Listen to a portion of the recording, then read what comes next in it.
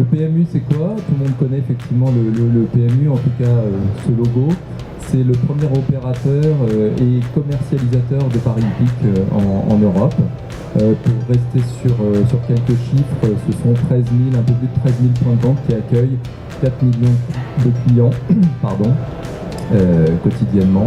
Et le PMU, son résultat net est en fait reversé aux sociétés de course que sont France Gallo et Le Trot. Voilà, donc c'est l'opérateur de paris qui permet à ces filières hippiques d'exister. Dernier point de contexte, le PMU s'est diversifié en se lançant dans le pari sportif et le poker il y a maintenant quelques années. Donc si vous connaissez le sujet hippique, peut-être que vous n'aviez pas en tête ces volets-là. Voilà pour le PMU. Merci Sébastien. Est-ce que tu peux nous parler un peu des enjeux actuels du PMU, s'il te plaît? Alors, c'est à la fois une bonne et une mauvaise nouvelle. On est dans un business qui est plutôt en décroissance, même complètement en décroissance. Donc, dans toute difficulté, il y a une opportunité. Disons que la nôtre, c'est d'essayer de retrouver de la croissance et du coup, notre ambition est exclusivement celle-là. Le chemin pour y parvenir consiste d'abord à mettre le centre de gravité, la priorité sur nos clients. Donc là, on est vraiment dans un moment où on travaille vraiment le sujet de la fidélisation, de la rétention. On se préoccupe spécifiquement de notre noyau de clients que sont les turfistes. L'objectif étant de produire pour eux la plus belle des expériences clients. Et donc on a beaucoup d'enjeux autour de cette expérience client, autour de la voix du client, être en capacité de les écouter, de les entendre et surtout de tenir compte de ce qu'ils nous racontent. On a pas mal de capteurs qui sont positionnés dans le réseau sur nos parcours online et puis ce service client qui tous les jours, quotidiennement, prend des contacts et récupère du feedback. Tout ça sont autant de capteurs dont on essaye de tirer la substantifique moelle pour actionner les leviers derrière. Donc on a des enjeux de parcours bien sûr, de parcours online. L'essentiel de notre croissance et de notre recrutement se fait online en fait. Donc on a un parc de clients fidèles qui nous retrouvent en point de vente, mais c'est pas un vecteur de recrutement en fait, les points de vente, autant le recrutement se fait vraiment sur les parcours online. Donc il y a un enjeu important à travailler ces parcours-là, je pense qu'on va revenir sur ce sujet. Et il est important dans ces parcours qui sont très self-kérisés, sur lesquels on donne beaucoup d'autonomie à nos clients, de trouver des conseillers experts qui viennent tendre la main quand il y a besoin. Et donc on a évidemment un enjeu de fabrication de parcours sans couture. Je ne suis pas original du tout quand je vous dis ça, et il n'empêche que cette vérité-là est bien la nôtre et qu'elle est extrêmement importante. On a aussi beaucoup d'enjeux en matière de contextualisation. C'est beaucoup parlé de personnalisation ces dernières années. Je pense qu'on a atteint des niveaux de personnalisation dans la relation qui sont standards à défaut d'être best in class. En revanche, on a de véritables enjeux de contextualisation, être en capacité de proposer des choses à nos clients au moment où ils en ont besoin, au moment où ils sont prêts à accomplir un geste, quelque chose. Et donc cet enjeu-là, il est à la fois facile à énoncer et extrêmement compliqué à adresser. Je pense qu'on va avoir l'occasion de revenir dessus. Le dernier point dans nos enjeux, on est très, très attentif à ce que Thierry Spencer appelle la symétrie des attentions. Et on est intimement persuadé qu'il faut se préoccuper de manière très importante de nos collaborateurs et les embarquer complètement dans la dynamique. On ne retrouvera pas de croissance si on n'est pas en capacité d'embarquer tout le monde, de motiver tout le monde, toutes les forces vives de l'entreprise. Et ce sujet-là d'attention vis-à-vis des collaborateurs passe par évidemment une multitude de signes de reconnaissance, mais aussi la capacité à les doter d'outils de travail qui soient performants, qui soient faciles, qui ne demandent pas d'efforts, leur donner la connaissance quand ils en ont besoin, enfin bref, toute une série de leviers, mais du coup ce sujet d'embarquer les collaborateurs est partie prenante de nos enjeux, donc de notre stratégie. Globalement, en matière d'objectifs, les objectifs qu'on cherche à obtenir du coup au travers de tout ce que je viens d'énoncer, c'est petit 1 d'établir des preuves concrètes, des promesses qu'on formule et que nos plaquettes marketing formulent.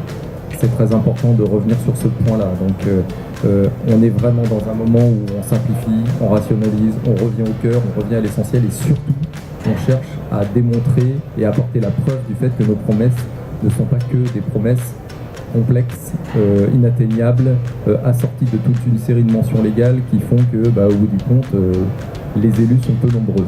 Donc ça, c'est un gros boulot de fond qui se fait évidemment avec le marketing. Côté, j'allais dire, tous les canaux, le souci du once and done rentre dans nos priorités premières. Aujourd'hui encore, trop de clients basculent d'une interface à une autre, d'un interlocuteur à une autre pour s'entendre dire des choses qui sont parfois un peu dissonantes. Là, ça c'est un très très gros combat, évidemment, d'homogénéiser complètement les discours, les infos, etc. Mais aussi d'obtenir un traitement qui se fasse correctement dès le premier coup, quoi, et pas avec des escalades longues et douloureuses.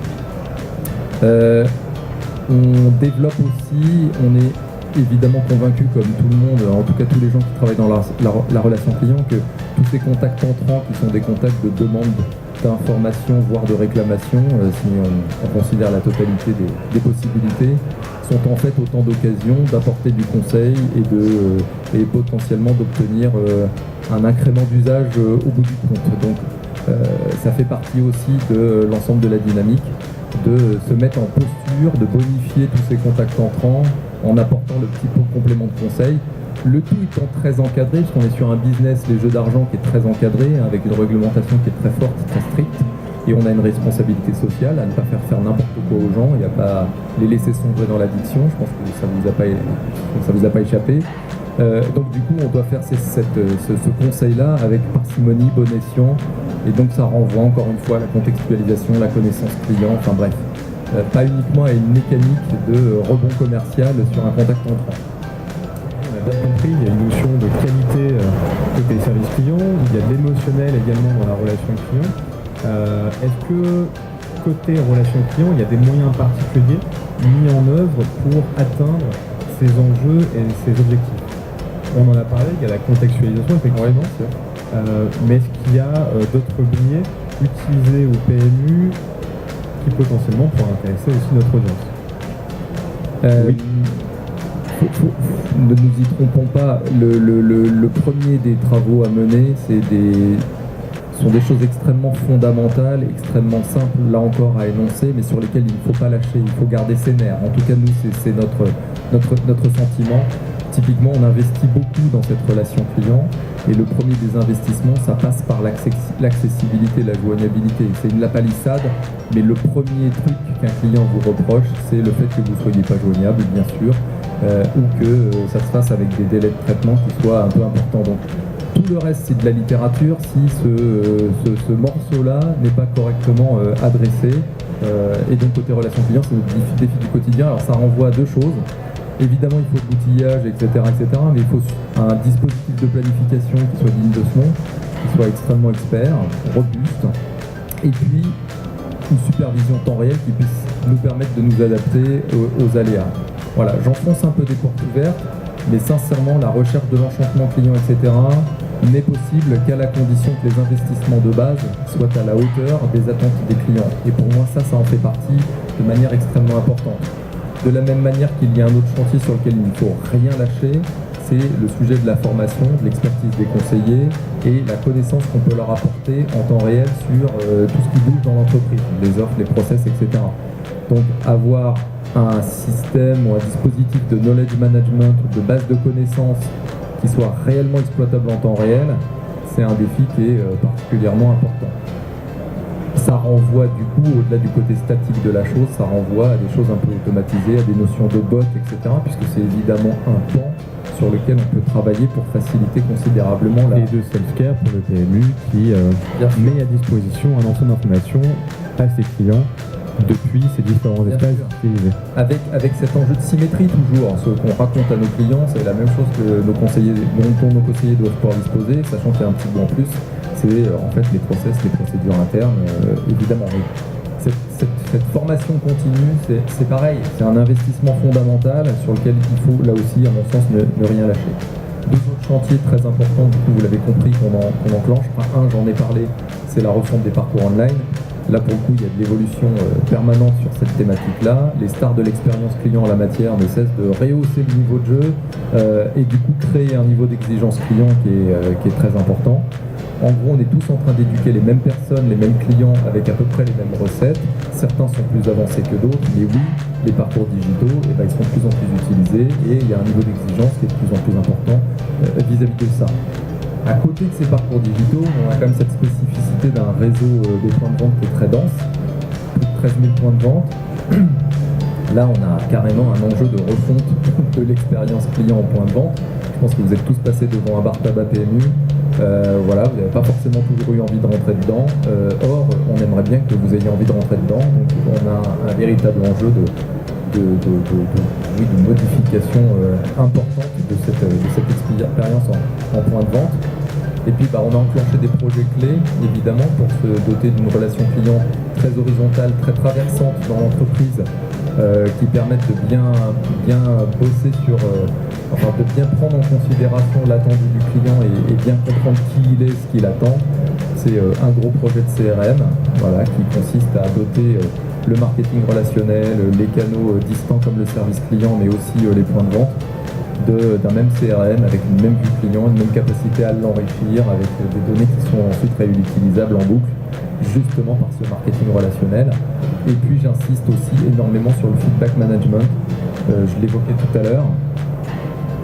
Bien capter la voix du client de manière fine, c'est-à-dire de manière à pouvoir pousser une attente spécifiquement entre les mains d'une personne qui a la main sur un levier dans l'entreprise, c'est quelque chose d'extrêmement chirurgical et ça peut pas se faire de manière ultra artisanale.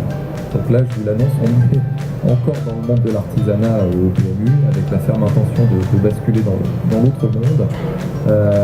Il existe des dispositifs techniques qui aident à ça, mais c'est évidemment une affaire de conviction interne et de capacité à mobiliser les gens. On a coutume de dire que le poisson pourrit toujours par la tête. Si le DG et le directeur de l'entreprise n'est pas à 100% acquis à la cause, ça ne peut pas réellement fonctionner. Cette dynamique d'utilisation de la voix du client, finalement, quand vous l'exposez à un collaborateur qui a déjà pas mal de boulot, ça l'intéresse à peu près autant qu'une politique de qualité, c'est super, mais là, il a du travail, donc c'est compliqué.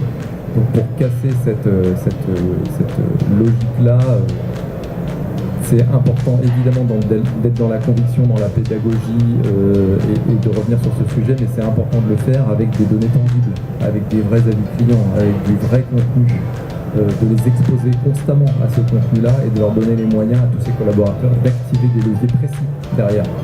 Sinon, ça n'a aucun sens ce truc. Donc là, c'est un très gros défi, à la fois culture, de culture d'entreprise, et d'outillage, mais pas que d'outillage. Voilà, on ne remplacera pas, c'est pas l'outil qui va nous aider à faire ça.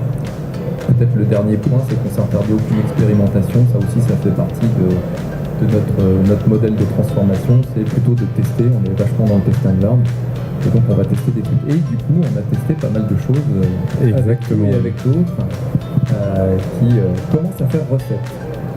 Exactement, et d'ailleurs, dans Business PMU, ce qui est intéressant, c'est qu'il y a eu une bascule il y a quoi, 9 ans maintenant, c'est ça, avec une opportunité sur le marché online. Est-ce que, Julien, tu peux nous en parler un peu pour dégrossir le tableau avant qu'on rentre un peu plus sur la relation client autour de ce sujet? Oui, je vais revenir sur une date clé que Sébastien évoquait. En 2010, le marché des jeux en ligne s'ouvre et donc effectivement le PMU se positionne comme un acteur qui va vouloir se différencier sur le poker et le sport en ligne et se positionner comme un opérateur complémentaire, revendiquer le fait qu'il est sur sa position dominante sur le marché hippique comme un acteur privilégié, mais sur une position plutôt de monopole. Et donc effectivement, se dire que compléter son offre par une offre complémentaire, elle est attirer tout un nouveau pan d'acteurs et de clients, alors plutôt jeunes, plutôt appétants à de nouvelles plateformes, à de nouveaux usages. C'est aussi 2010 l'émergence de nouvelles plateformes conversationnelles comme les WhatsApp, les Messenger, qui s'ouvrent potentiellement aux marques comme susceptibles de pouvoir adresser une nouvelle population. Et donc pour le PMU, cette opportunité de pouvoir opérer aussi sur Internet via une offre ciblée, c'est aussi l'occasion de pouvoir compléter sa base client, sa base historique de Turfist avec une nouvelle clientèle. Et donc là, c'est une nouvelle dimension dans l'entreprise, de mettre le client au cœur de sa stratégie, de structurer une démarche autour d'un service client sur lequel on va opérer de manière graduelle, c'est-à-dire sur les fondamentaux, assurer effectivement, comme l'évoquait Sébastien, une meilleure accessibilité, d'être un petit peu mieux disant sur les canaux de contact. Donc on va être présent sur le mail, sur le chat progressivement, sur desktop. Et puis progressivement, on va profiter de temps forts, comme par exemple l'Euro en 2016, pour se positionner sur du messaging, par exemple, dans notre application de prise de pari. Et donc c'est vraiment tirer profit à la fois de l'émergence de ce modèle conversationnel et aussi d'adresser une nouvelle population pour essayer de se positionner sur ces plateformes. Je dirais de manière effectivement en mode test and learn, se dire qu'on va plutôt essayer de travailler en mode laboratoire avec des conseillers triés sur le volet, sur lesquels on va travailler sur de la formation, sur de la posture, essayer d'apprendre un petit peu comment on va devoir converser avec ses clients sur ces plateformes et essayer de structurer un petit peu l'activité en se disant qu'effectivement elle a du potentiel et que ces canaux sont amenés à croître en volume et en intention. Ce qui est intéressant sur ce que tu disais, c'est 2010-2009, l'apparition de WhatsApp. Je regardais un peu hier soir, effectivement en 2009, il y avait pour les canaux finalement les messageries instantanées, il y avait GroupMe, il y avait Line, il y avait KakaoTalk, il y avait WeChat, Chaton, Kik Messenger, Viber et Facebook Messenger. C'est vraiment en fait l'arrivée des messageries instantanées et l'explosion des différentes plateformes. Ce qui se retrouve actuellement dans nos usages, je pense que si on fait le sondage aujourd'hui de demander qui a par exemple la main levée envoyé un message court, donc un WhatsApp, un Messenger, un Skype pour les parties entreprises, un link, qui en envoyait un aujourd'hui par exemple, depuis qu'il est arrivé sur le salon. Qui a passé un appel aujourd'hui? Ok. Qui a envoyé un mail? Ok, bon, on est des bons élèves, on répond sur tous les canaux. C'est bien, finalement, on a déjà tous la stratégie de l'omnidigité et l'omnicanalité. Mais en tout cas, ce qu'on regarde et ce qu'on constate quand on regarde un peu les analyses sur le sujet, c'est qu'effectivement, le messaging est fortement utilisé par les jeunes générations. Et si vous voulez être présent sur des cibles de clients entre 15 et 30 ans, effectivement, c'est un canal à ne pas négliger. Donc effectivement, ça c'est un constat que vous avez fait également, avec une nouvelle cible concurrentielle, pour le coup, sur le pari en ligne.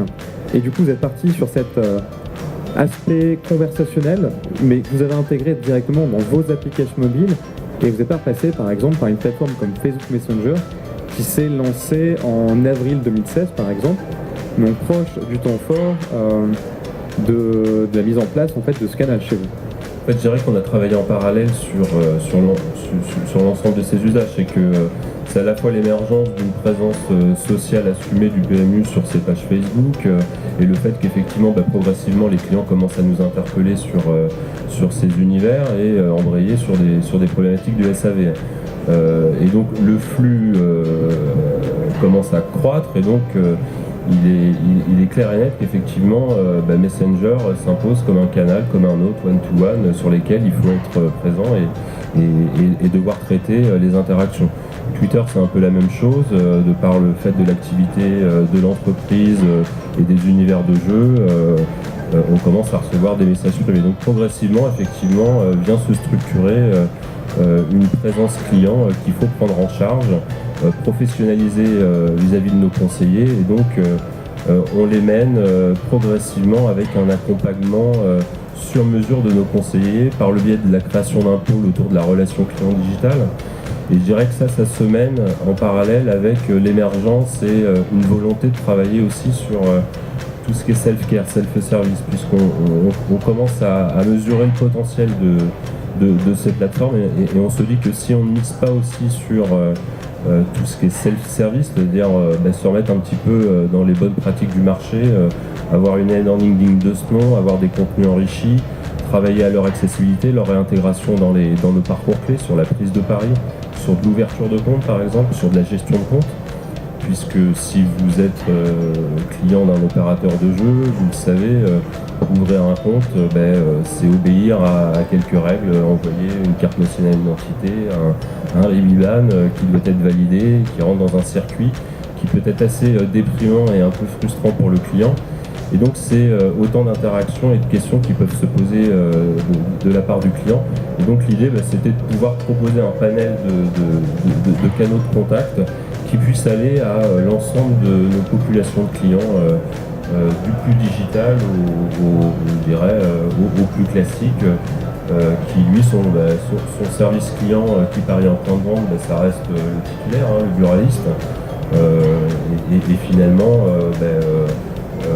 l'appel reste aussi un moyen de contact comme un autre. Je dirais que la stratégie, c'est d'être un petit peu mieux disant sur l'accessibilité, tout en se disant qu'il fallait investir sur ces nouvelles plateformes. Sachant que ce que n'a pas dit Julien, c'est que ces usages-là ont pris une telle importance, en tout cas chez nos clients, qu'aujourd'hui, le volume de contacts traités comme ça par messaging a dépassé le volume de contacts traités par téléphone. Donc voilà, les courbes se sont déjà inversées au PMU. C'est ça qu'on expérimente. C'est pas vrai dans toutes les industries. Chez nous, ça y est, le croisement s'est opéré. Juste pour préciser, du coup, quand on parle de messaging ici, on parle du messaging in-app. On parle d'un messaging propriétaire dans vos applications mobiles. Ah oui, nous on a fait le choix. Après, les entreprises font comme elles veulent, mais nous on a du Messenger de manière classique, mais effectivement on a nous préféré d'intégrer une fonction messaging directement dans notre application de prise de pari, que ce soit sur le hippique, le poker ou le sport, sur iOS ou sur Android. Et donc cette fonctionnalité est intégrée, c'est une fonctionnalité en marque blanche, avec toutes les fonctionnalités qu'on peut connaître et qu'on attend du messaging. Donc ça marche en continu, c'est un fil conversationnel sans fin pour le client, c'est très commode pour lui de pouvoir nous transmettre des captures d'écran quand il est embêté avec par exemple un problème, donc vous nous envoyez un justificatif, de nous envoyer une photo aussi, voilà, une photo d'une pièce quelconque. Et donc l'avantage, c'est qu'effectivement c'est un fil sans fin de messages. Et donc pour le conseiller, c'est qu'effectivement en termes d'organisation c'est plus commun parce que c'est pas du chat classique, c'est-à-dire que c'est pas encapsulé dans une session, il faut pas qu'il y ait un conseiller forcément derrière. Par contre, l'enjeu pour la marque, c'est de définir une promesse sur le temps de réponse, puisqu'effectivement va se constituer lorsque le service client est fermé un backlog de messages qu'il va falloir traiter pour idéalement essayer de garantir une promesse de réactivité la journée sur nos horaires d'ouverture. Donc nous on est arrivé à se structurer, à s'organiser pour effectivement pouvoir apurer ce backlog plutôt tôt le matin pour assurer une promesse de réactivité à 15 minutes lors de nos horaires d'ouverture de midi à 22h. Alors il y a plein de choses que j'aime bien dans ce que tu viens de dire. La première chose, est-ce que mettre en place du messaging va finalement dépolluer un peu les pages publiques de la marque des commentaires négatifs? Alors, pour nous, PMU, effectivement, le flux Messenger est relativement maîtrisé de par le fait qu'on fait plutôt la promotion de notre canal messaging in-app et que ça sert une stratégie mobile qui est assumée, de par le fait qu'on revendique le fait que le meilleur moyen de jouer et de parier sur mobile, ça passe plutôt par nos apps. D'autres marques font d'autres choix, reviennent plutôt notamment sur leur site mobile. Donc nos applications restent l'élément phare de notre stratégie et donc ça nous paraissait évident et naturel qu'il fallait être très accessible et plutôt proposer un canal je dirais, complètement intégré dans l'usage et dans le parcours sur mobile. Mais ceci étant, pour compléter ton point, on fait les deux. C'est-à-dire que le fait d'avoir ces parcours-là dans nos apps ne nous dispose pas l'absolue nécessité d'être présent sur Facebook, Twitter. pour dépolluer ces pages d'expression de la marque de l'ensemble des réclamations unitaires. Donc, en fait, on fait les deux. Oui, il faut faire les deux dans tous les cas. Là où je voulais savoir s'il y avait eu un effet et si elle était mesurée, c'est est-ce qu'il y avait moins de commentaires négatifs en public parce qu'on proposait des points de contact faciles, on parle d'accessibilité de tout à l'heure, est-ce que ça a joué finalement pour améliorer l'irréputation qu'on peut retrouver sur Twitter? Ce qui a joué plutôt Facebook, sur le fait de pouvoir potentiellement gérer des situations sur le public, c'est plutôt avoir travaillé sur une posture revendiquée que nos conseillers dorénavant faisaient un travail de modération sur les pages publiques et qui savaient adopter la bonne posture pour potentiellement inviter un client qui embrayait potentiellement sur une problématique perso, qu'il fallait l'inviter directement à débrayer sur du Facebook Messenger. Après, pour nous, on traite du Messenger ou du messaging in-app, pour nous c'est pareil, c'est le même canal, c'est la même promesse, c'est distribué de la même manière à nos conseillers par le biais de la console. C'est vraiment le même usage. Il y avait aussi un second point qui m'intéressait dans ce que tu as dit précédemment.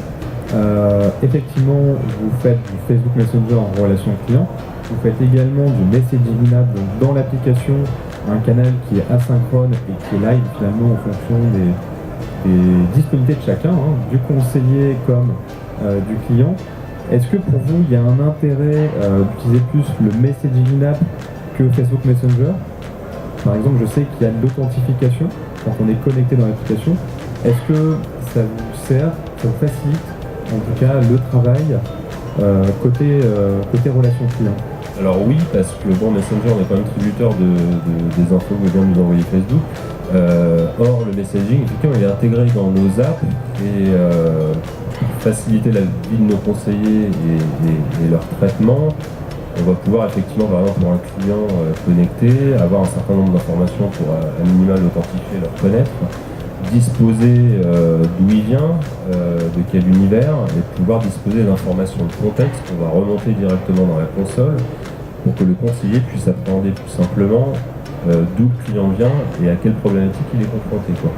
Donc c'est des informations qui vont remonter directement, qui vont nous servir à la fois pour aider le conseiller, pour qualifier et mieux traiter, mais aussi pour router, puisque derrière, la gestion du routage et la gestion de compétences peut s'appuyer aussi sur ces informations qui sont transmises par le biais des applications ou d'un site web pour du chat classique. Donc c'est des informations dont on bénéficie aussi pour le routage dans les conseillers, puisque ce qu'il faut comprendre, c'est que ces flux sont distribués à nos conseillers de manière automatique, comme on pourrait s'apparenter pour le call, pour les appels. Donc aujourd'hui, ce ne sont pas les conseillers qui vont choisir ce qu'ils vont traiter. Aujourd'hui, c'est distribué de manière automatique, organisé, routé, en fonction de notre organisation et de notre problématique. Après, peut-être, pour être concret aussi, on s'adapte au flux des interactions clients. Très concrètement, on a infiniment moins d'interactions sur Messenger que sur nos applications. Donc l'effort, l'investissement, l'amélioration continue des parcours, on porte l'effort sur les parcours sur lesquels il y a le plus de volume. Voilà, c'est aussi basiquement pour ces raisons-là que c'est aussi un élément qui guide nos choix. Ok. Du coup, une fois qu'on a fait ce constat sur le conversationnel, le fait qu'il y ait plein de plateformes qui s'ouvrent, qu'il y a un intérêt pour le client, finalement, parce qu'il est dans son application, de pouvoir dialoguer facilement avec vous, comment on met ça en œuvre? Comment on déroule finalement la mise en œuvre de ce genre d'outils, de relations clients, d'interaction? Parce que pour le coup, il y a aussi une conduite de changement en interne et en externe. Ça doit pas être très simple. Comment on y va? Quand est-ce qu'on y va? Avec quelle méthode? Avec quels moyens? Après, bon, je ne vais pas revendiquer un cadre parfait, mais dans tous les cas, nous, on a voulu s'appuyer sur un temps fort qui était à l'occasion d'un Euro de foot, qui nous paraissait un bon temps pour déployer ce messaging dans l'application de sport, particulièrement pour servir nos stratégies mobiles, sur lesquelles on avait de forts enjeux business pour appuyer la prise de pari sur le mobile. Et donc clairement, on y est allé en se disant que potentiellement ça allait prendre assez fort. Et donc on a déployé, alors après c'est pas un enjeu technique, il faut quand même se doter d'un outil qui puisse agréger tous ces flux, qui puisse disposer d'un certain nombre de connecteurs idéalement. Donc on parlait de Messenger, de WhatsApp, du messaging, du chat par exemple. En tous les cas, le sujet c'est de pouvoir permettre aux conseillers d'être efficaces. Et le sujet, c'est vraiment pas un enjeu technique. Après, voilà, c'est une intégration dans notre application. Et ensuite, c'est une connexion avec la console via ce connecteur. Et ensuite, c'est juste d'organiser nos plateaux. Donc nous, de manière naturelle, donc on a un niveau 1, un niveau 2, et donc le messaging passe directement au niveau 1, et puis ensuite peut s'opérer du transfert, voire du débordement, par exemple, en fonction des... Et ensuite, c'est les bonnes surprises. C'est que dès qu'on a déployé le messaging, on a voulu à la fois mesurer l'apport en expérience client, donc on a mesuré l'asset des clients, essayer de voir un petit peu qu'est-ce que ça leur apportait, qu'est-ce qu'ils pouvaient nous donner comme retour. Ce qu'on peut nous en dire, c'est qu'effectivement, les conseillers apprécient ce mode de distribution automatique, apprécient ce canal parce que le fait d'avoir un fil de conversation sans fin sur lequel on a effectivement accès à l'historique du client de manière assez simple, pouvoir disposer d'informations de contexte sur quel parcours le client est positionné, à quelle problématique il est confronté, c'est quand même autant d'avantages pour que le conseiller soit beaucoup plus efficace opérationnellement. Donc, un outil, une console, et puis après c'est le tester avec des conseillers appétents avant une généralisation. Donc nous on l'a fait vraiment en mode pilote, sur une application, dans le cadre d'un temps fort, pour à la fois mesurer l'appétence de nos clients sur l'usage, potentiellement mesurer dans quelle mesure un accompagnement dans une application peut potentiellement avoir un impact favorable sur l'usage et l'utilisation de notre application, et potentiellement sur le business, sur l'usage, sur la prise de pari, sur le temps passé sur l'application. C'est des choses qu'on a voulu mesurer. Ok, donc là, pour le coup, une seule application, à savoir qu'il y a combien d'applications au total chez PMI, pour qu'on se rende compte finalement de... Alors on a 4 applications. Vous avez procédé.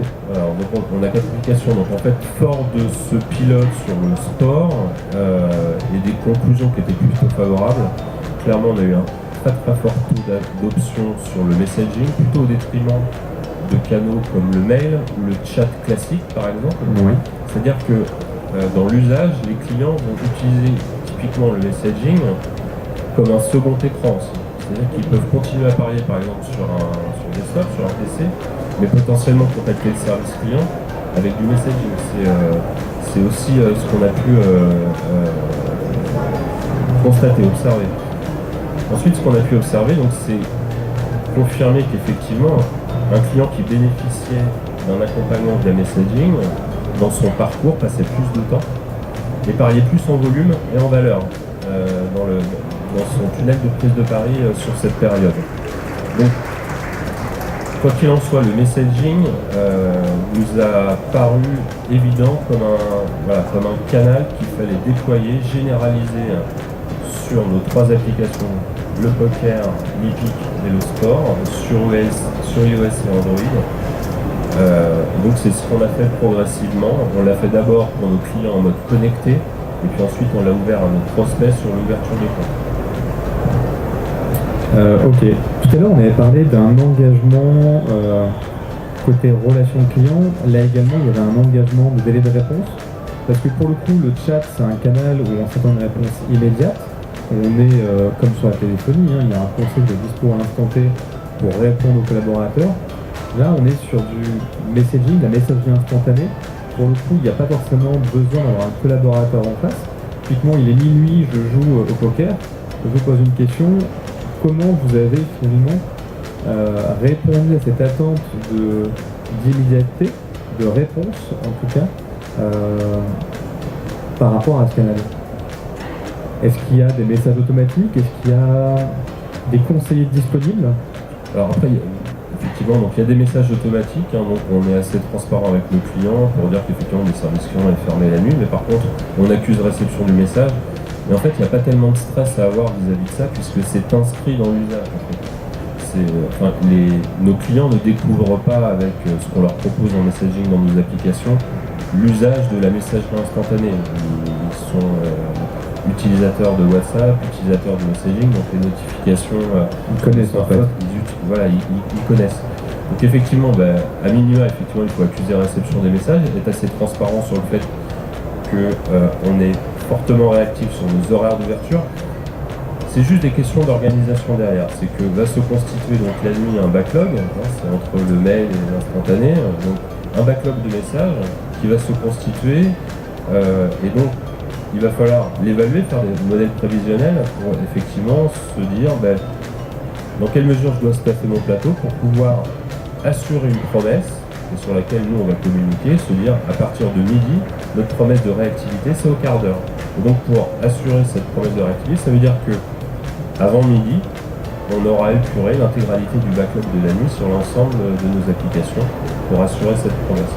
Et donc ça passe, de notre point de vue, par le fait qu'il faut une distribution, comme pour les appels, avec un routage automatique de gestion des priorités aussi, une gestion de priorité pour distribuer de manière efficace tout ce flux aux bonnes compétences et aux bons plateaux. Peut-être cette limite de midi qu'évoque Julien, elle est complètement liée à notre structure de parc client et à leurs habitudes de jeu. C'est pas un horaire. Oui, parce que pour le coup, vous avez quand même des joueurs qui sont en always on, comme on dit au départ, et qui peuvent jouer 24/24 sans limite. C'est là aussi où le mobile est intéressant dans cette dynamique, c'est que finalement, pour vous en tout cas côté business, le fait qu'un joueur puisse jouer en permanence est bénéfique. Et le fait qu'il vous contacte finalement est bénéfique également parce que vous voyez que ça permet de le motiver finalement, ou de permettre une meilleure implication du client dans vos espaces. C'est généralisé du coup sur les 4 applications, iOS et Android.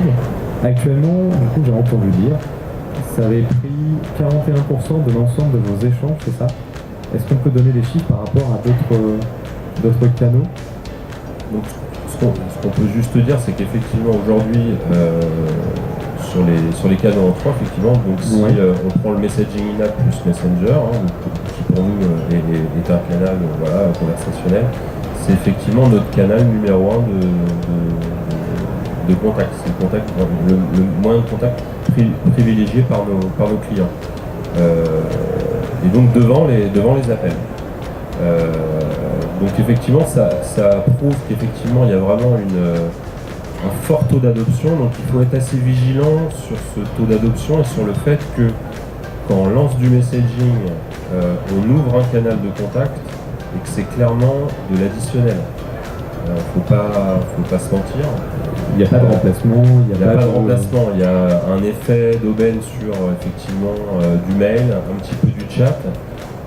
Progressivement, on voit qu'effectivement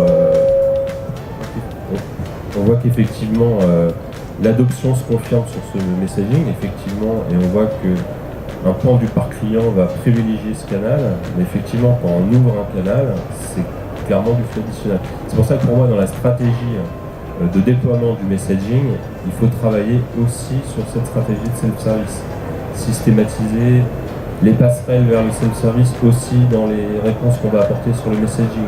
Essayer d'éduquer nos clients aussi, pour faire des passerelles vers le self-service. C'est pour ça qu'on a travaillé nous à la fois sur l'aide en ligne, sur une communauté de clients qui est assez active sur les questions d'entraide. Donc je pense qu'il faut travailler sur les deux niveaux. Il y a aussi l'effet, plus de contacts entrants, mais effectivement aussi plus de clients, parce que du coup ça répond à leurs attentes et ça correspond finalement à la cible en termes de. Nous, ça sert notre stratégie de compléter notre parc client par effectivement une population. Le parieur de 25 ans qui parie sur le basket le soir. Qui parie sur le basket et qui va avoir des courses le week-end. Donc effectivement, c'est une population qu'on va aussi chercher par le fait qu'on veut développer ses usages aussi sur le messaging. Ok, les prochaines étapes, juste sur... Je me permets de compléter encore une fois. Cette histoire de flux, c'est comme le cholestérol, il y a du bon et du mauvais flux. Nous, on est très content d'avoir du flux incrémental pour peu que derrière on sache en faire quelque chose et déclencher de la prise de pari, déclencher de la considération pour l'ensemble de nos propositions. C'est ce qui s'est passé, c'est ce que tu évoques, Julien. Donc ça, c'était une très très bonne nouvelle. En revanche, le mauvais flux, c'est-à-dire celui qui consiste en un SAV de niveau 0, c'est celui dont on essaye de se préserver en proposant des solutions d'autogestion et en les mettant, en les plaçant sur le chemin de ces clients-là. Et donc c'est intéressant pour nous, cette adoption de ce type de médias, parce que c'est autant d'occasions de mettre ces clients en présence d'alternatives, en fait. Ce qui n'est pas possible au téléphone, ou c'est compliqué par téléphone. Là, voilà. Donc on aime bien les attirer comme ça, on aime bien qu'ils s'intéressent à ces flux digitaux. C'est l'occasion pour nous de les mettre en présence de toute une série de contenus, et puis au fur et à mesure, en faisant répéter le geste, créer un autre réflexe que le réflexe du self-care, et ça c'est juste essentiel en fait. Ok, c'est parfait comme conclusion et comme explication pour le coup. Les prochaines étapes autour de finalement de ce projet relation client, du messaging, je pense qu'il y a, on avait parlé au départ, le fait de reproposer, de prendre chaque point de contact comme une opportunité pour proposer des nouveaux paris, proposer de nouvelles solutions. Mais est-ce qu'il y a d'autres choses? On parlait du self-care, peut-être du bot, peut-être l'intégration CRM. On en avait parlé également au CRM au début de conf. Qu'est-ce qui se profile actuellement du coup, dans les cerveaux chez le PME? Pour nous, il y a la confirmation du messaging qu'on veut continuer à déployer, qui plus est avec un taux de satisfaction qui est très élevé, qui est l'un des plus élevés dans le cadeau, qui est proche de 8 sur 10, donc on est quand même à des niveaux assez élevés. Surtout quand on est sur de l'émotionnel, quand on est un client PMU, pour le coup, sinon on ne parierait pas. Après, on se pose des questions effectivement entre le chat plus classique sur notre site web versus du messaging. Donc, on tendrait plutôt à systématiser le messaging, peu importe le device, que ce soit sur mobile ou sur desktop. Idéalement avec une continuité conversationnelle entre. Je commence une conversation sur PC, idéalement je peux la continuer sur mon mobile. Donc ça, c'est des choses. Le messaging cross-device, du coup. Exactement. Donc ça voilà, c'est des choses qu'on regarde. Effectivement, donc nous on est dans un contexte d'intégration plus forte avec le CRM, en vraiment une institution B2C complète entre l'entrant et le sortant. Et donc effectivement, tout le pan qu'on opère sur les canaux digitaux forcément doit être complètement intégré et visible dans cette vision CRM. Et puis effectivement, on travaille toujours aussi sur le volet serviciel et niveau 0 sur le self-service, à essayer de gagner en accessibilité sur toutes les demandes simples. Tout ce qu'on peut automatiser, effectivement, c'est des leviers assez forts sur lesquels on va travailler. Automatisation, du coup, comme maître mot. Quand on peut, et quand c'est cohérent et justifié. Ok. Je pense qu'il nous reste 5 minutes. Est-ce qu'il y a des questions? Oui, monsieur? Bonjour, je pose une question plus approfondie parce qu'au cœur des applications à propos des data, 360 clients et environnement. C'est-à-dire que les applications pour l'autosportif ou le poker, c'est beaucoup plus facile que les applications sur le hippique. Parce que les applications hippiques, à mon avis, comment vous faites les modèles? Par exemple, pour parier les chevaux, par exemple, il y a des cotes différents de chevaux. Et les cotes sont paramétrées sur les modèles, c'est bien ça, je pose une question, je devine. Et à chaque fois, quand la cote arrive définitive, il y a des paramètres, et puis il sort les rapports. C'est-à-dire que vous avez un logiciel, ou bien les modèles, plutôt les caractéristiques, qui définissent les rapports de monnaie, quoi. Voilà. C'est vraiment une question sur les data. Oui, alors pour le coup, on est sur le sujet du messaging, de la relation client. Là, effectivement, les algorithmes utilisés au PMU pour calculer les codes, je suis pas sûr qu'on ait la réponse et qu'on ait des bons experts en live. Non, je pourrais pardon, effectivement, on a un système central de prise de pari, ça je vous le confirme, effectivement, et il opère la prise de pari et la mise en paiement des enjeux pour nos parieurs. Après, je considère qu'on a trop de sujets. Oui, puis je pense pas qu'on ait l'expertise pour répondre sur la question. Est-ce que quelqu'un d'autre a une question en rapport avec le sujet? Monsieur. C'est vous qui allez me le dire si on pourrait pas le sujet. Mais il y a forcément une question de plano, de messaging dedans. Je me demandais si vous aviez vous avez beaucoup de données, je suppose, hein, dans le jeu. Enfin, vous accédez à plein de choses sur le client finalement. Sa fréquence de jeu, son panier entre guillemets, sa mise.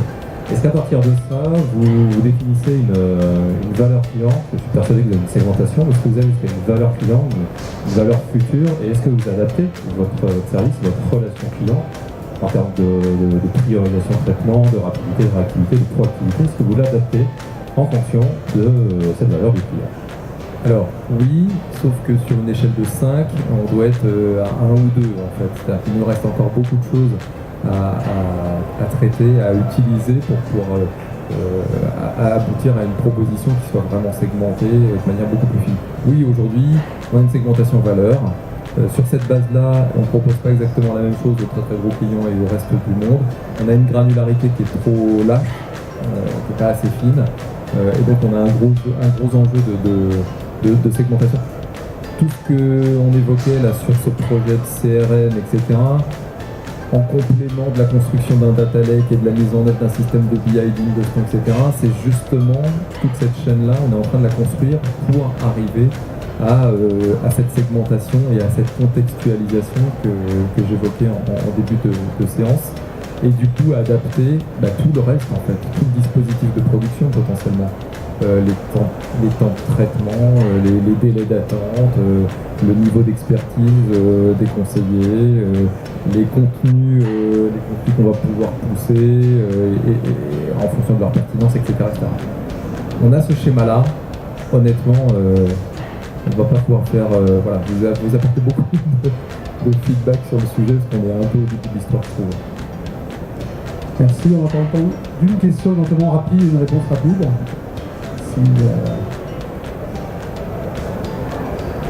Moi j'ai une réponse à une question qui n'est pas posée, si je peux me permettre. C'est finalement est-ce que ça coûte moins cher de faire du messaging qu'autre chose, puisqu'on a quand même des coûts de production au bout du compte quand on travaille dans le service client. La réponse est oui, un petit peu. En fait, on gagne un petit peu pour la bonne et simple raison que si j'oppose le messaging au live chat, le live chat, comme son nom l'indique, il faut coller au flux chaud et donc être dans une prévision fine et coller au flux chaud en matière de planification de capacitaire. Et il y a toujours un peu de déperdition ou alors il y a un défaut de traitement, mais dans les deux cas, il y a un truc qui est pas top. Le messaging, avec ce caractère asynchrone, même si on essaye d'être très réactif et on met plutôt nos délais de réponse à 15 minutes, puisque c'est le standard, en tout cas c'est ce qu'attendent les clients dans tous les baromètres, c'est ce qu'ils nous expliquent. Le simple fait d'avoir ce petit bout d'asynchrone, ça permet de lisser la production sur une journée, sur une semaine, et du coup, oui, de faire quelques économies à la clé à coût de traitement équivalent, c'est-à-dire un acte étant traité par un conseiller live chat ou messaging étant le même acte, et donc la même mobilisation de ressources. Voilà, donc il y a un petit effet quand même sur le budget qui n'est pas négligeable. Et le deuxième gros effet dont on a parlé plusieurs fois, c'est cette capacité justement à dérouter les clients vers des contenus et des parcours d'autogestion. Ça c'est une occasion unique. Quand ils sont dans ce flux digital, c'est une occasion unique de les exposer à des alternatives. Ça, ce sont des scénarios qu'il faut jouer de manière fine, intelligente, mais qui ont beaucoup de valeur en l'occurrence. Merci beaucoup à tous les trois.